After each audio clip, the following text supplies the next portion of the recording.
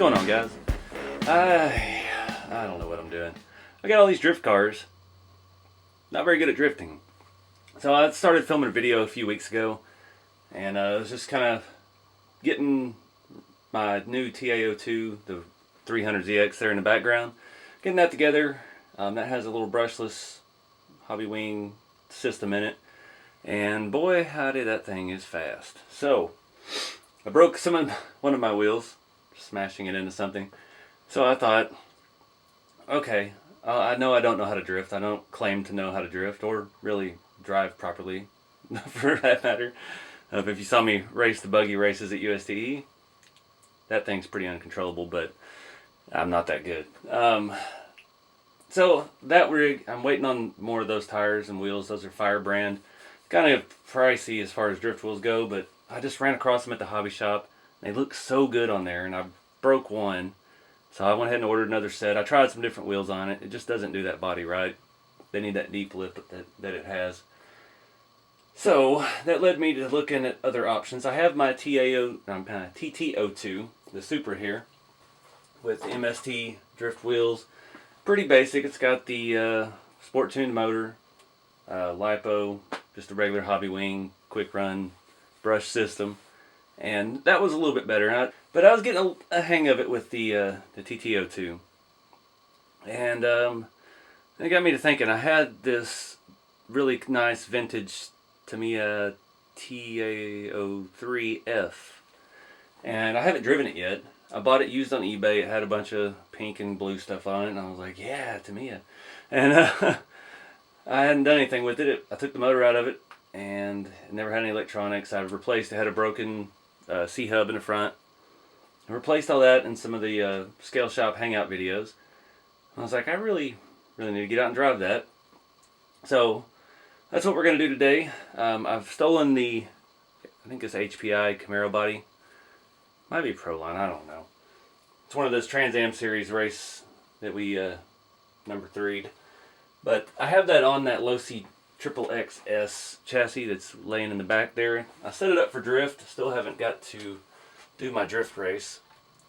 But it's got a Castle brushless system in it, so that would be easy to set that up for drift. But yeah, that's going to be fast too. And I need to learn how to drive. So what we're looking at here, this is a late 90s Tamiya TA03F, F being front engine, 4-wheel drive belt platform. I never had one of these. About the time I got to driving real cars, back when I was a kid, these were out, and I just, that there's no money left for RC cars when you turn 16 and start driving. And I was lucky, I got a truck when I was 15 and got the practice driving and do driver's ed at home and all that, so RC cars kind of went by the wayside for a bit. But picked this thing up. I don't even remember what I paid. That's probably for the best.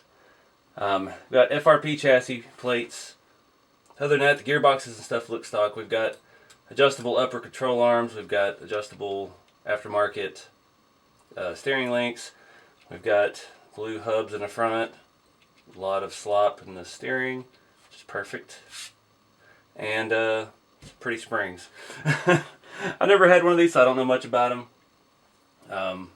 It looks like a good platform, having the weight of the motor out front. Kind of seems like it might be good for drifting. Had to disassemble some of it because I run my LiPo batteries.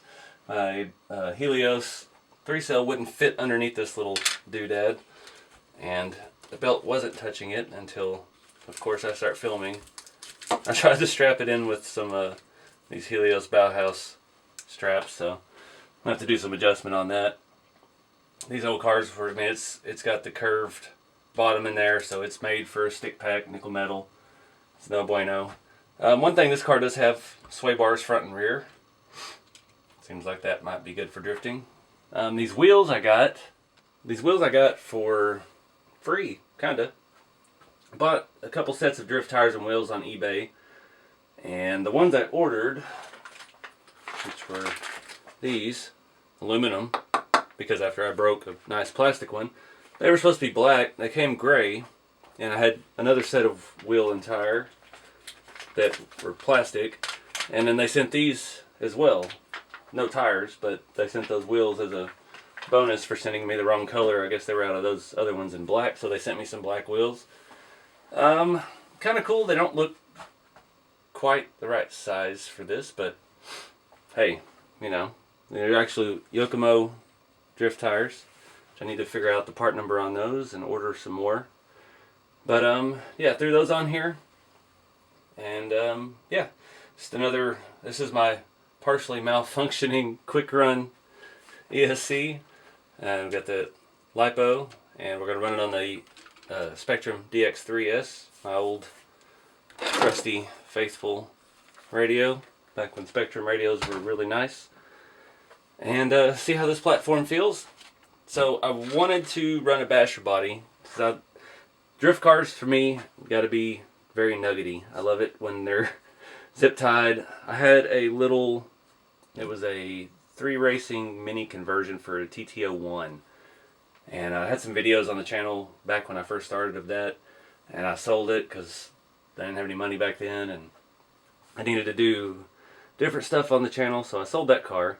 But I mean, it was held together. The body was zip tied together. The bumper was crooked. The stuff was hanging off of it. It was very nuggety. And for me, that's always what drift cars are about. That's why my 300Z back there, I love it so much because it's been used. I don't know for what. It had some kind of numbers, like it was used in a amusement park RC little thing where you'd go and race and all the cars are the same. And yeah, the body was pretty beat up. And yeah, I already broke one of the headlights, so we have one headlight stuck down. Just little stuff like that. I like to keep it authentic. And you don't feel bad when you smash it. So for this, I was going to run my Alfa Romeo GTI, whatever, V6 DTM body. This was the body, this was the very first hobby grade RC car I ever had. And you can tell me and my dad went crazy with the paint, which was not Lexan paint.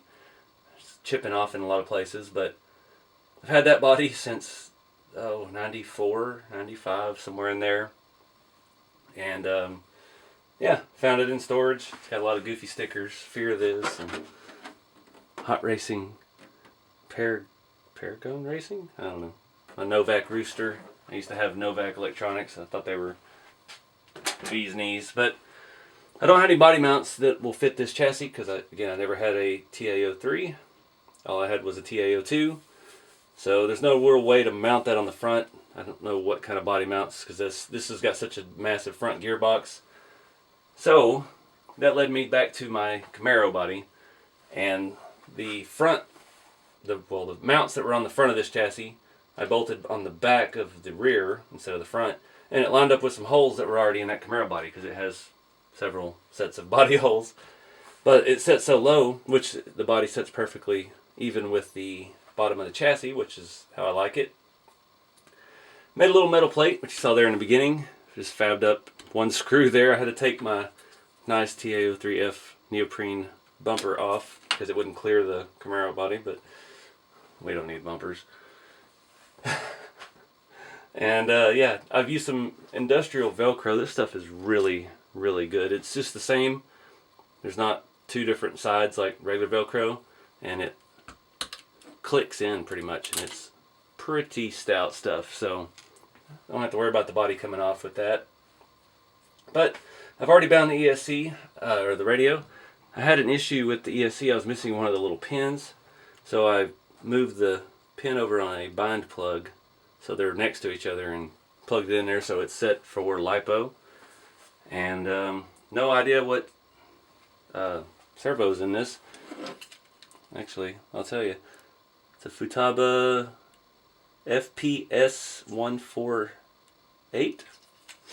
So yeah, one of those. The body fits pretty well. We got a lot of room for activities under the fender wells. The rear line up pretty well on the window. The front, I have to stretch it over a little bit. Get it over that front bumper thing.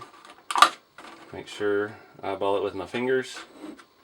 Make sure it's centered, and you push right here in the middle of the hood. and it's locked in. So I'm excited about this. I gotta put pins on the back still, but because this chassis feels fantastic. The setup on it, the way the shocks and stuff are, the weight distribution, motor in the front, battery in the middle, the sway bars. This thing just feels good. I think we're gonna get some pretty realistic body lean out of it. So I've run out of daylight today. So after work tomorrow, which will be just in here in a minute for you, we'll get it out and rip it around the concrete and see what breaks. See if it even works. I've just tested it here on the bench. It does work. So fingers crossed. It's not break anything expensive.